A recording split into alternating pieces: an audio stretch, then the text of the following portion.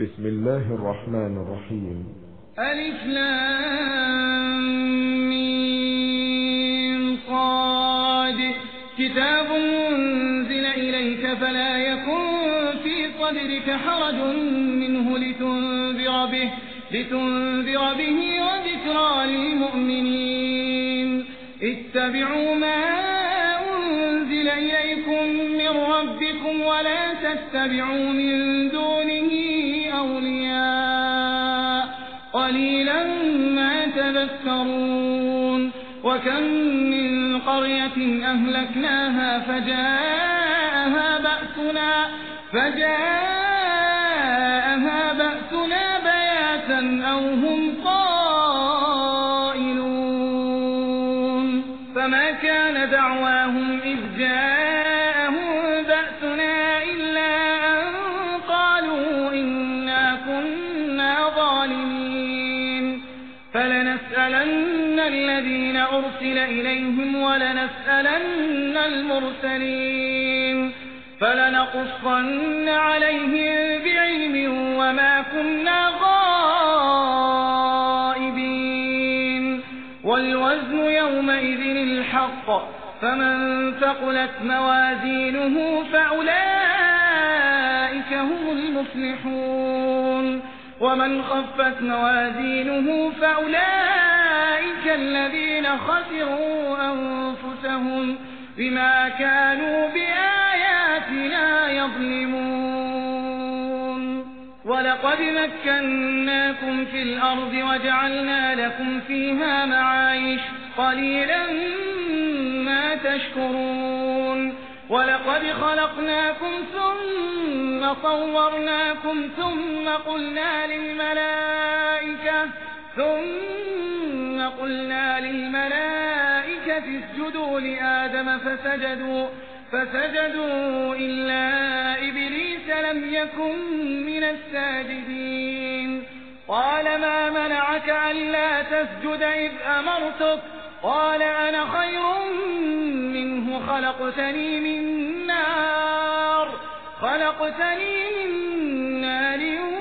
وخلقته من طين. قال فاهبط منها فما يكون لك أن تتكبر فيها فاخرج إنك من الصاغرين. قال أنظرني إلى يوم يبعثون. قال إنك من المنظرين. قال فبما أغويتني لأقعدن لهم صراطك المستقيم ثم لآتينهم من بين أيديهم ومن خلفهم وعن أيمانهم وعن شمائلهم ولا تجد أكثرهم شاكرين. قال اخرج منها مذءوما مدحورا لمن تبعك منهم لأملأن جهنم منكم أجمعين. ويا آدم اسكن أنت وزوجك الجنة فكلا من حيث شئتما ولا تقربا هذه الشجرة فتكونا من الظالمين. فوسوس لهما الشيطان ليبدي لهما ما وري عنهما من سوآتهما وقال ما نهاكما ربكما عن هذه الشجرة إلا أن تكونا ملكين أو تكونا من الخالدين. وقاسمهما إني لكما لمن الناصحين. فدلاهما بغرور فلما ذاقا الشجرة بدت لهما سوآتهما وطفقا يخصفان عليهما من ورق الجنة وناداهما ربهما ألم أنهكما عن تلكما الشجرة وأقل لكما إن الشيطان لكما عدو مبين. قالا ربنا ظلمنا أنفسنا وإن لم إن تغفر لنا وترحمنا لنكونن من الخاسرين قال اهبطوا بعضكم لبعض عدو ولكم في الأرض مستقر ومتاع إلى حين قال فيها تحيون وفيها تموتون ومنها تخرجون يا بني آدم قد أنزلنا عليكم لباسا يواري سوآتكم وريشا ولباس التقوى ذلك خير ذلك من آيات الله لعلهم يذكرون يا بني آدم لا يفتننكم الشيطان كما أخرج أبويكم من الجنة ينزع عنهما لباسهما ليريهما سوآتهما إنه يراكم هو وقبيله من حيث لا ترونهم إنا جعلنا الشياطين أولياء للذين لا يؤمنون وإذا فعلوا فاحشة قالوا وجدنا عليها آباءنا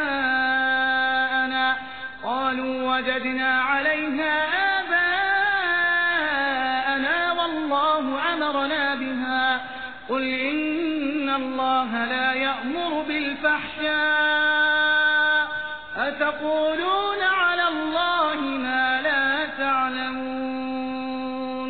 قل أمر ربي بالقسط وأقيموا وجوهكم عند كل مسجد وادعوه مخلصين له الدين كما بدأكم تعودون فريقا هدى وفريقا حق عليهم الضلالة إنهم اتخذوا الشياطين أولياء من دون الله ويحسبون أنهم مهتدون يا بني آدم خذوا زينتكم عند كل مسجد وكلوا واشربوا ولا تسرفوا إنه لا يحب المسرفين قل من حرم زينة الله التي أخرج لعباده والطيبات من الرزق قل هي للذين آمنوا في الحياة الدنيا خالصة يوم القيامة كذلك نفصل الآيات لقوم يعلمون قل إنما حرم ربي الفواحش ما ظهر منها وما بطن والإثم والبغي بغير الحق وأن تشركوا بالله ما لم ينزل به سلطانا وأن تقولوا على الله ما لا تعلمون ولكل أمة أجل فإذا جاء أجلهم لا يستأخرون ساعة ولا يستقدمون يا بني آدم إما يأتينكم رسل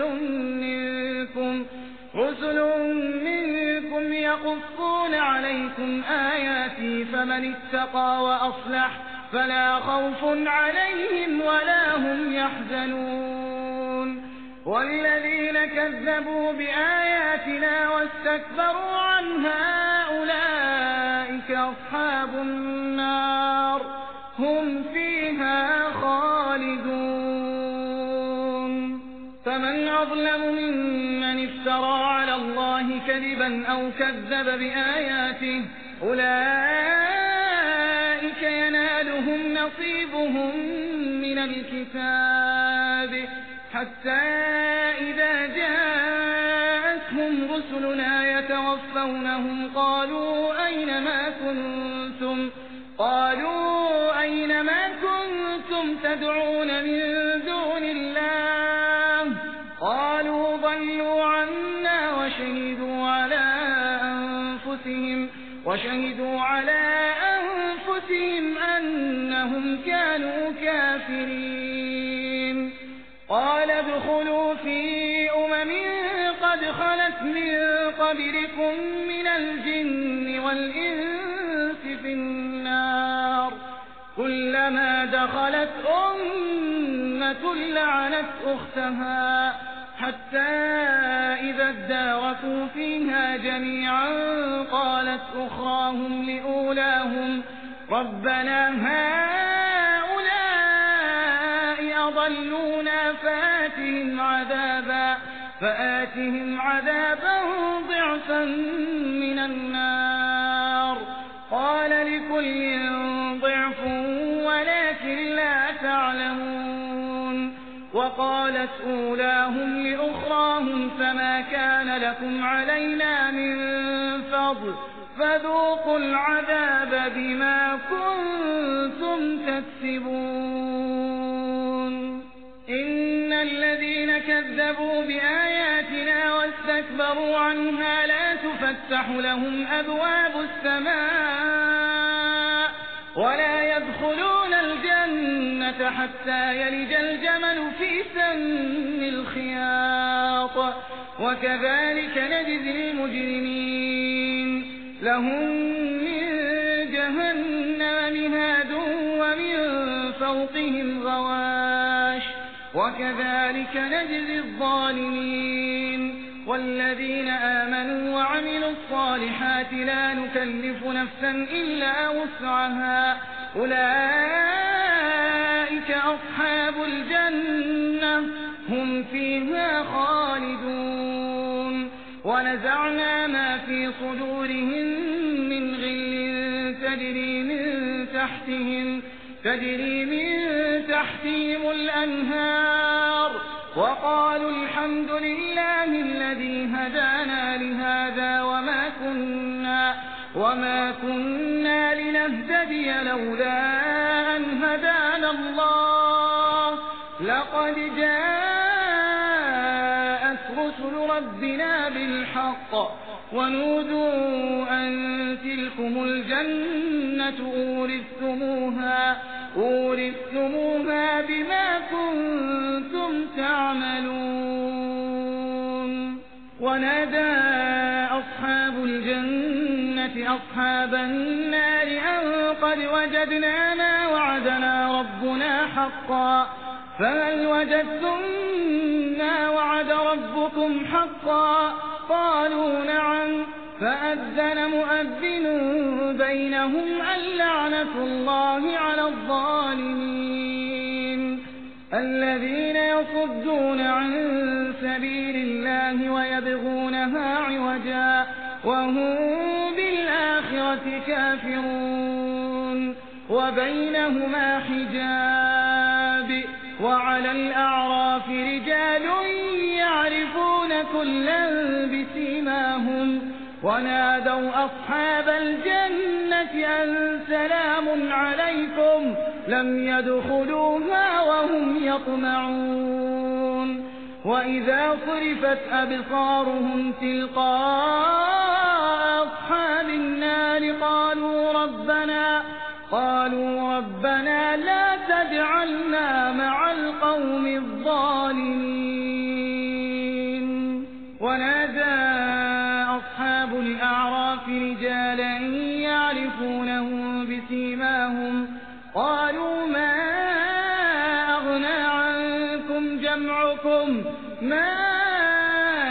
أغنى عنكم جمعكم وما كنتم تستكبرون أهؤلاء الذين أقسمتم لا ينالهم الله برحمة ادخلوا الجنة لا خوف عليكم ولا أنتم تحزنون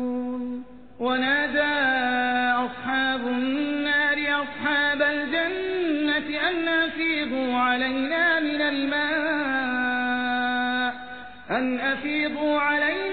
الماء أو مما رزقكم الله قالوا إن الله حرمهما على الكافرين الذين اتخذوا دينهم لهوا ولعبا وغرتهم الحياة الدنيا فاليوم ننساهم كما نسوا لقاء يومهم هذا وما كانوا بآياتنا يجحدون ولقد جئناهم بكتاب فصلناه على علم هدى ورحمة لقوم يؤمنون هل ينظرون إلا تأويله يوم يأتي تأويله يقول الذين نسوه من قبل قد جاءت رسل ربنا بالحق فهل لنا من شفعاء فيشفعوا لنا أو نرد فنعمل غير الذي كنا نعمل قد خسروا أنفسهم وضل عنهم ما كانوا يفترون إن ربكم الله الذي خلق السماوات والأرض في 6 أيام ثم استوى على العرش يغشي الليل النهار يطلبه حثيثا والشمس والقمر والنجوم مسخرات بأمره ألا له الخلق والأمر تبارك الله رب العالمين ادعوا ربكم تضرعا وخفية إنه لا يحب المعتدين ولا تفسدوا في الأرض بعد إصلاحها وادعوه خوفا وطمعا إن رحمة الله قريب من المحسنين وهو الذي يرسل الرياح بشرا بين يدي رحمته حتى إذا أقلت سحابا ثقالا سقناه لبلد ميت فأنزلنا به الماء فأخرجنا به من كل الثمرات كذلك نخرج الموتى لعلكم تذكرون والبلد الطيب يخرج نباته بإذن ربه والذي خبث لا يخرج إلا نكدا كذلك نصرف الآيات لقوم يشكرون لقد أرسلنا نوحا إلى قومه فقال يا قوم اعبدوا الله ما لكم من إله غيره إني أخاف عليكم عذاب يوم عظيم قال الملأ من قومه إنا لنراك في ضلال مبين قال يا قوم ليس بي ضلالة ولكني رسول من رب العالمين أبلغكم رسالات ربي وأنصح لكم وأعلم من الله ما لا تعلمون أوعجبتم أن جاءكم ذكر من ربكم على رجل منكم لينذركم ولتتقوا ولعلكم ترحمون فكذبوه فأنجيناه والذين معه في الفلك وأغرقنا الذين كذبوا بآياتنا إنهم كانوا قوما عمين وإلى عاد أخاهم هودا قال يا قوم اعبدوا الله ما لكم من إله غيره أفلا تتقون قال الملأ الذين كفروا من قومه إنا لنراك في سفاهة وإنا لنظنك من الكاذبين قال يا قوم ليس بي سفاهة ولكني رسول من رب العالمين أبلغكم رسالات ربي وأنا لكم ناصح أمين أوعجبتم أن جاءكم ذكر من ربكم على رجل منكم لينذركم واذكروا إذ جعلكم خلفاء من بعد قوم نوح وزادكم في الخلق بسطة فاذكروا آلاء الله لعلكم تفلحون قالوا أجئتنا لنعبد الله وحده ونذر ما كان يعبد آباؤنا فأتنا بما تعدنا إن كنت من الصادقين قال قد وقع عليكم من ربكم رجس وغضب أتجادلونني في أسماء سميتموها أنتم وآباؤكم ما نزل الله بها من سلطان فانتظروا إني معكم من المنتظرين فأنجيناه والذين معه برحمة منا وقطعنا دابر الذين كذبوا بآياتنا وما كانوا مؤمنين وإلى ثمود أخاهم صالحا قال يا قوم اعبدوا الله ما لكم من إله غيره قد جاءتكم بينة من ربكم هذه ناقة الله لكم آية فذروها تأكل في أرض الله ولا تمسوها بسوء فيأخذكم عذاب أليم واذكروا إذ جعلكم خلفاء من بعد عاد وبوأكم في الأرض تتخذون من سهولها قصورا وتنحتون الجبال بيوتا فاذكروا آلاء الله ولا تعثوا في الأرض مفسدين قال الملأ الذين استكبروا من قومه للذين استضعفوا لمن آمن منهم أتعلمون أن صالحا مرسل من ربه قالوا إنا بما أرسل به مؤمنون قال الذين استكبروا إنا بالذي آمنتم به كافرون فعقروا الناقة وعتوا عن أمر ربهم وقالوا يا صالح ائتنا بما تعدنا إن كنت من المرسلين فأخذتهم الرجفة فأصبحوا في دارهم جاثمين فتولى عنهم وقال يا قوم لقد أبلغتكم رسالة ربي ونصحت لكم ولكن لا تحبون الناصحين ولوطا إذ قال لقومه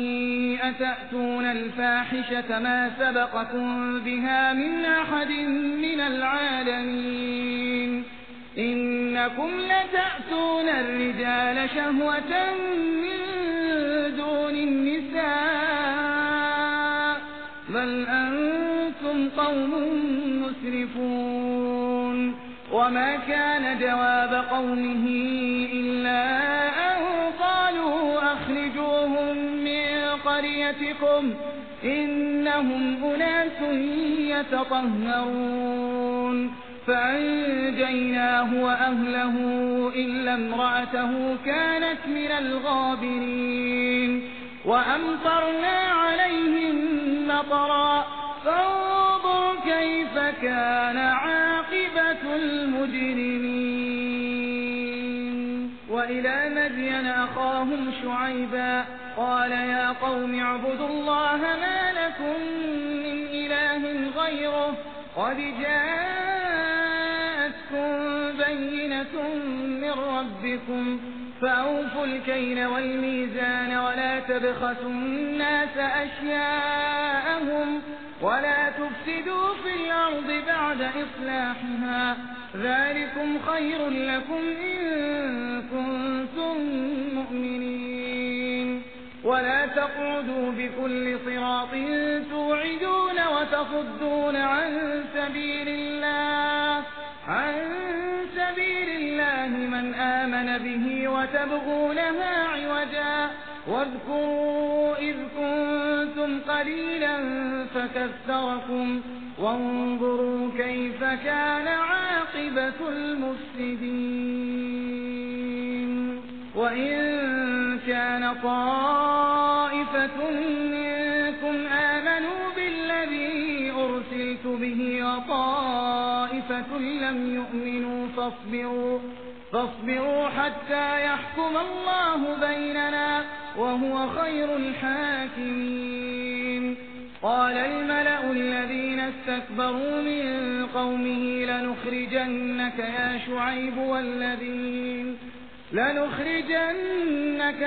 شعيب والذين آمنوا معك من قريتنا أو لتعودن في ملتنا قال أولو كنا كارهين قد افترينا على الله كذبا إن عدنا في ملتكم بعد إذ نجانا الله منها وما يكون لنا أن نعود فيها إلا أن يشاء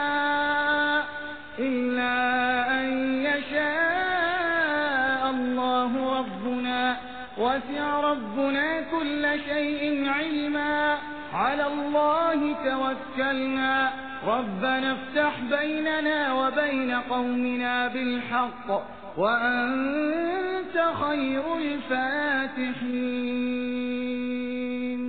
وقال الملأ الذين كفروا من قومه لئن اتبعتم شعيبا إنكم إذا لخاسرون فأخذتهم الرجفة فأصبحوا في دارهم جاثمين الذين كذبوا شعيبا كأن لم يغنوا فيها الذين كذبوا شعيبا كانوا هم الخاسرين فتولى عنهم وقال يا قوم لقد أبلغتكم رسالات ربي ونصحت لكم فكيف آسى على قوم كافرين وما أرسلنا في قرية من نبي إلا أخذنا أهلها بالبأساء والضراء لعلهم يضرعون ثم بدلنا مكان السيئة الحسنة حتى عفوا وقالوا قد مس آباءنا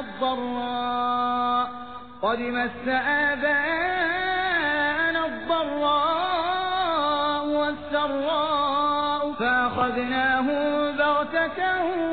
وهم لا يشعرون ولو أن أهل القرى آمنوا واتقوا لفتحنا عليهم بركات من السماء والأرض ولكن كذبوا فأخذناهم بما كانوا يكسبون أفأمن أهل القرى أن يأتيهم بأسنا بياتا وهم نائمون أوأمن أهل القرى أن يأتيهم بأسنا ضحى وهم يلعبون أفأمنوا مكر الله فلا يأمن مكر الله إلا القوم الخاسرون أولم يهد للذين يرثون الأرض من بعد أهلها أن لو نشاء أصبناهم بذنوبهم ونطبع على قلوبهم فهم لا يسمعون تلك القرى نقص عليك من أنبائها ولقد جاءتهم رسلهم بالبينات فما كانوا ليؤمنوا بما كذبوا من قبل كذلك يطبع الله على قلوب الكافرين وما وجدنا لأكثرهم من عهد وإن وجدنا أكثرهم لفاسقين ثم بعثنا من بعدهم موسى بآياتنا إلى فرعون وملئه فظلموا بها فانظر كيف كان عاقبة المفسدين وقال موسى يا فرعون إني رسول من رب العالمين حقيق على أن لا أقول على الله إلا الحق قد جئتكم ببينة من ربكم فأرسل معي بني إسرائيل قال إن كنت جئت بآية فأت بها إن كنت من الصادقين فألقى عصاه فإذا هي ثعبان مبين ونزع يده فإذا هي بيضاء للناظرين قال الملأ من قوم فرعون إن هذا لساحر عليم يريد أن يخرجكم من أرضكم فماذا تأمرون قالوا أرجه وأخاه وأرسل في المدائن حاشرين يأتوك بكل ساحر عليم وجاء السحرة فرعون قالوا إن لنا لأجرا إن كنا نحن الغالبين قال نعم وإنكم لمن المقربين قالوا يا موسى إنا أن تلقي وإنا أن نكون نحن الملقين قال ألقوا فلما ألقوا سحروا أعين الناس واسترهبوهم وجاءوا بسحر عظيم وأوحينا إلى موسى أن ألق عصاك فإذا هي تلقف ما يأفكون فوقع الحق وبطل ما كانوا يعملون فغلبوا هنالك وانقلبوا صاغرين وألقي السحرة ساجدين قالوا آمنا برب العالمين رب موسى وهارون قال فرعون آمنتم به قبل أن آذن لكم إن هذا لمكر مكرتموه في المدينة لتخرجوا منها أهلها فسوف تعلمون لأقطعن أيديكم وأرجلكم من خلاف ثم لأصلبنكم أجمعين قالوا إنا إلى ربنا منقلبون وما تنقم منا إلا أن آمنا بآيات ربنا لما جاءتنا ربنا أفرغ علينا صبرا وتوفنا مسلمين وقال الملأ من قوم فرعون أتذر موسى وقومه ليفسدوا في الأرض ويذرك وآلهتك قال سنقتل أبناءهم ونستحيي نساءهم وإنا فوقهم قاهرون قال موسى لقومه استعينوا بالله واصبروا إن الأرض لله يورثها من يشاء من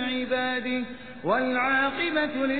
للمتقين. قالوا أوذينا من قبل أن تأتينا ومن بعد ما جئتنا. قال عسى ربكم أن يهلك عدوكم ويستخلفكم في الأرض فينظر كيف تعملون. ولقد أخذنا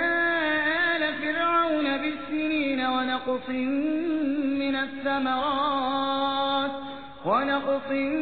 الثمرات لعلهم يذكرون.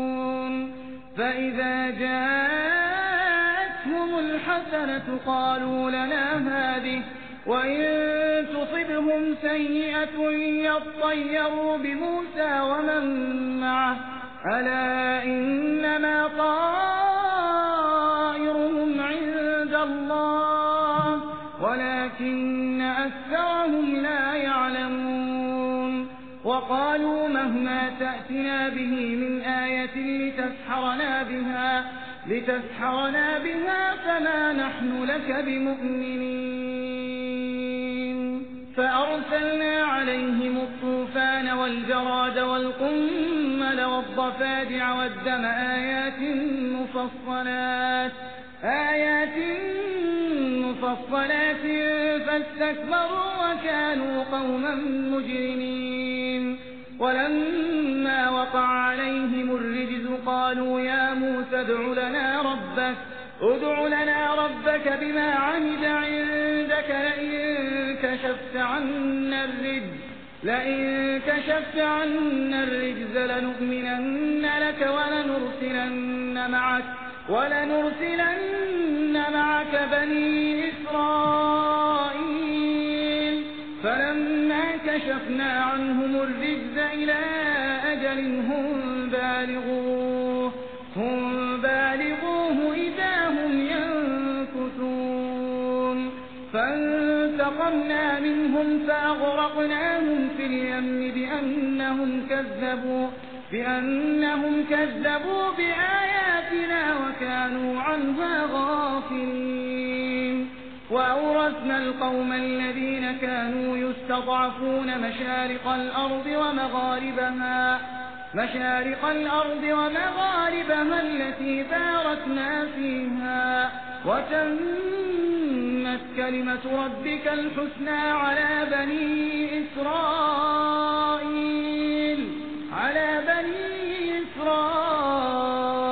بما صبروا، ودمرنا ما كان يصنع فرعون وقومه وما كانوا يعرشون. وجاوزنا ببني إسرائيل البحر فأتوا على قوم يعكفون على أصنام لهم. قالوا يا موسى اجعل لنا إلها كما لهم آلهة. قال إنكم قوم تجهلون. إن هؤلاء متبر ما هم فيه وباطل ما كانوا يعملون. قال أغير الله أبغيكم إلها وهو فضلكم على العالمين. وإذ أنجيناكم من آل فرعون يسومونكم سوء العذاب يقتلون أبناءكم ويستحيون نساءكم وفي ذلكم بلاء من ربكم عظيم. وواعدنا موسى 30 ليلة وأتممناها ب10 فتم ميقات ربه 40 ليلة. وقال موسى لأخيه هارون اخلفني في قومي وأصلح ولا تتبع سبيل المفسدين. ولما جاء موسى لميقاتنا وكلمه ربه قال رب أرني أنظر إليك. قال لن تراني ولكن انظر إلى الجبل الجبل فإن استقر مكانه فسوف تراني فلما تجلى ربه للجبل جعله دكا وخر موسى صعقا فلما أفاق قال سبحانك تبت إليك وأنا أول المؤمنين قال يا موسى إني اصطفيتك على الناس برسالاتي وبكلامي فخذ ما آتيتك وكن من الشاكرين وكتبنا له في الألواح من كل شيء موعظة وتفصيلا لكل شيء فخذها بقوة وأمر قومك يأخذوا بأحسنها سأريكم دار الفاسقين سأصرف عن آياتي الذين يتكبرون في الأرض بغير الحق وإن يروا كل آية لا يؤمنوا بها وإن يروا سبيل الرشد لا يتخذوه سبيلا وإن يروا سبيل الغي يتخذوه سبيلا ذلك بأنهم كذبوا بآياتنا وكانوا عنها غافلين والذين كذبوا بآياتنا ولقاء الآخرة حبطت أعمالهم هل يجزون إلا ما كانوا يعملون واتخذ قوم موسى من بعده من حليهم عجلا جسدا له خوار ألم يروا أنه لا يكلمهم ولا يهديهم سبيلا اتخذوه وكانوا ظالمين ولما سقط في أيديهم ورأوا أنهم قد ضلوا قالوا لئن لم يرحمنا ربنا ويغفر لنا لنكونن من الخاسرين ولما رجع موسى إلى قومه غضبان أسفا قال بئس ما خلفتموني من بعدي أعجلتم أمر ربكم وألقى الألواح وأخذ برأس أخيه يجره إليه قال ابن إن القوم استضعفوني وكادوا يقتلونني فلا تشمت بي الأعداء ولا تجعلني مع القوم الظالمين قال رب اغفر لي ولأخي وأدخلنا في رحمتك وأنت أرحم الراحمين إن الذين اتخذوا العجل سينالهم غضب من ربهم وذلة في الحياة الدنيا وكذلك نجزي المفترين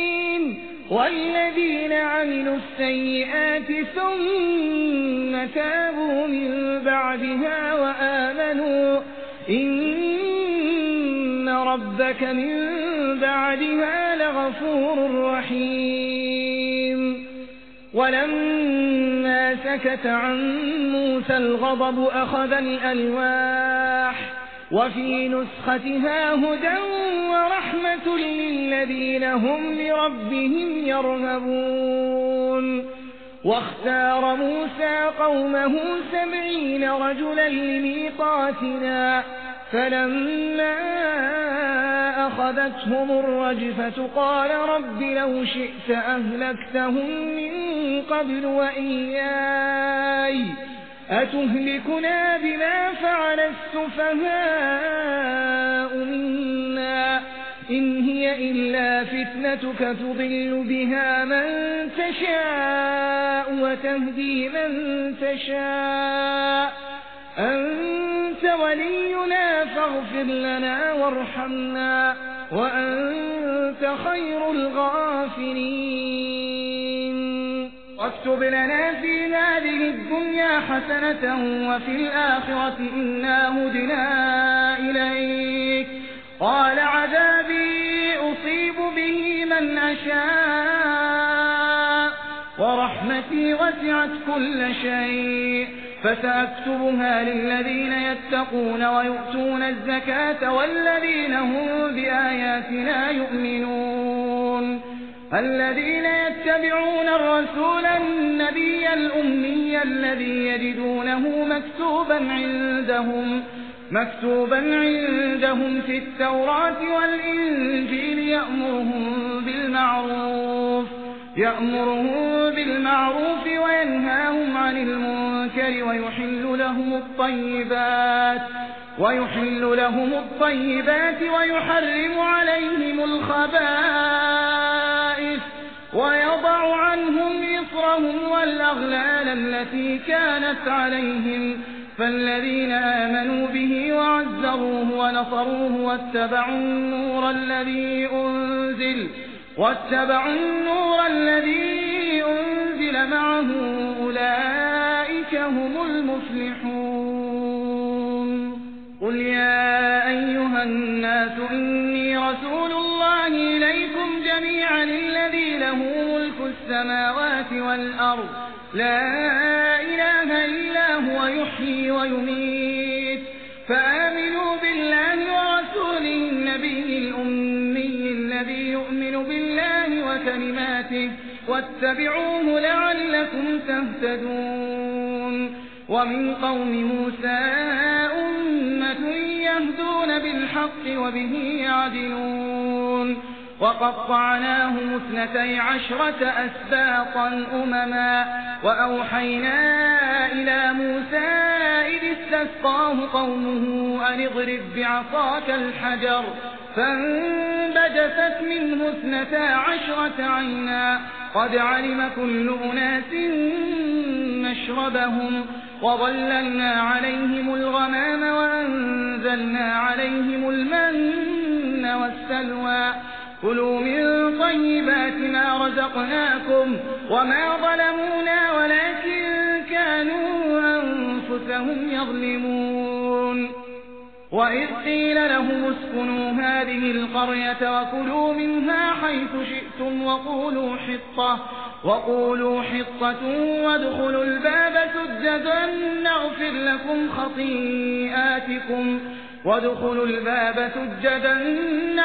لكم خطيئاتكم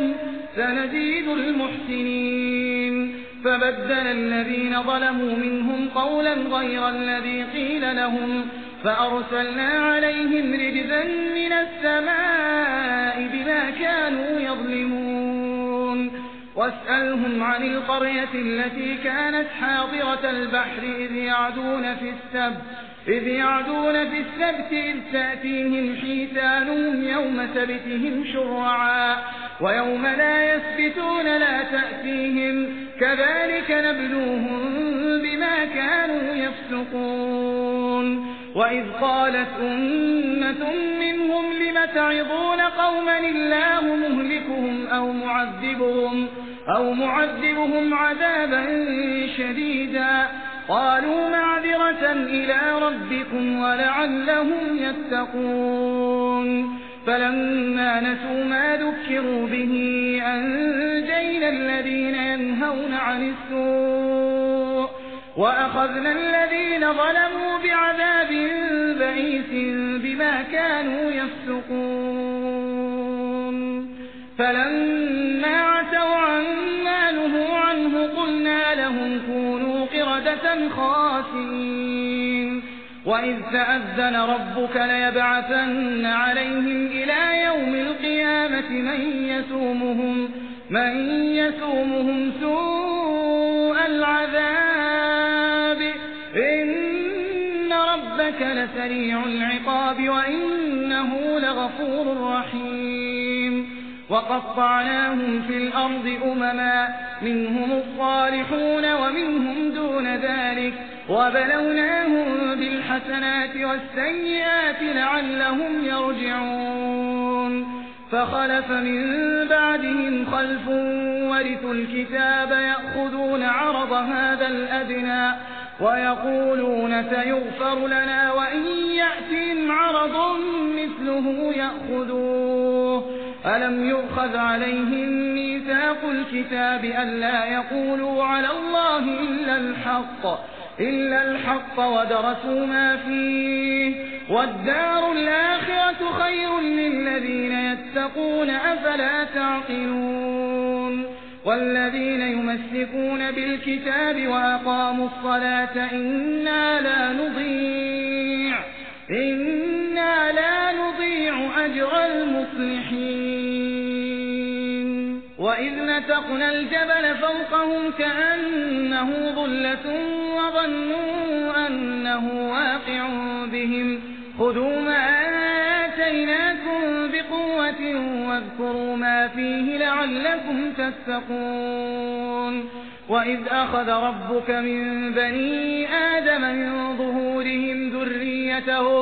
ذريتهم وأشهدهم على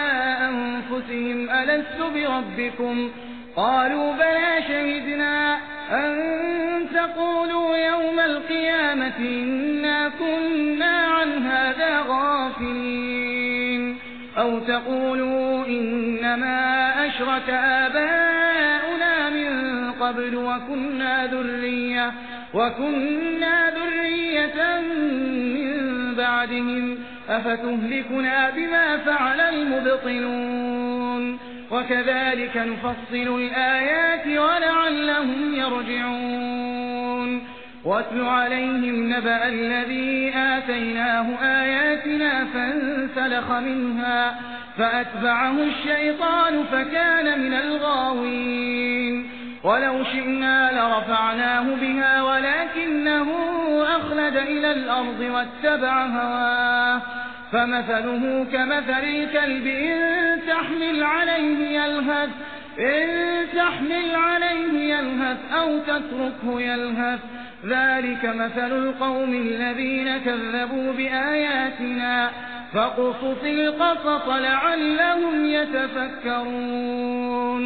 ساء مثلا القوم الذين كذبوا بآياتنا وأنفسهم كانوا يظلمون من يهد الله فهو المهتدي ومن يضلل فأولئك